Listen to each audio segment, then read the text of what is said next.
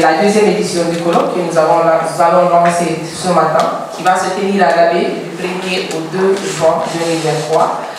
C'est un événement pour des femmes rurales, des femmes dans l'agriculture, des femmes dans la teinture, des femmes dans les activités génératrices de revenus qui sont en milieu rural. Et cet événement regroupera 16 femmes, dont 2 dans chaque région, il y aura 8 régions administratives qui vont être représentées à l'Abbé, donc 2 dans chaque région, y compris Conakry bien évidemment.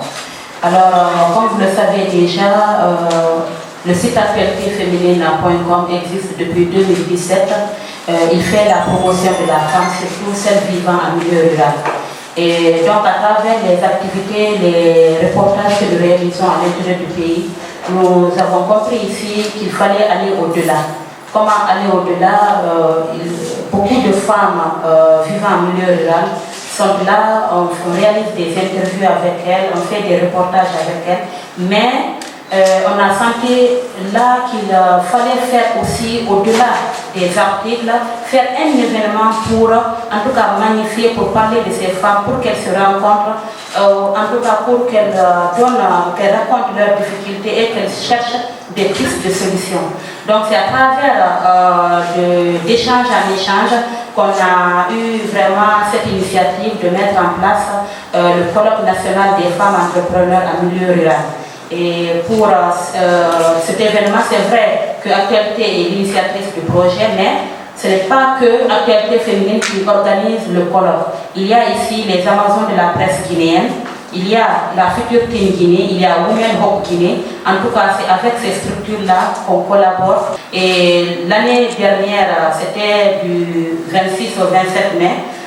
Il y a eu la première édition à Kindia autour du thème comment promouvoir et industrialiser les produits locaux. Donc il y a eu des femmes venues des 8 régions administratives de la Guinée, 2 dans chaque région, comme l'a notifié Poulimini. Et aussi les partenaires, et sans oublier aussi l'administration étatique, notamment le ministère, la direction régionale de l'agriculture, la direction régionale de la promotion féminine et j'en passe. Donc cette année, au fait l'idéal du colloque, c'est, vous savez déjà que les activités se passent tout le temps à Conakry. Donc on veut les décentraliser. Cette année, l'année passée on l'a fait à Kindia. Cette année nous prévoyons de le faire à l'Abbé. Et pour les prochaines éditions aussi, toucher les autres régions administratives avant de revenir à Conakry.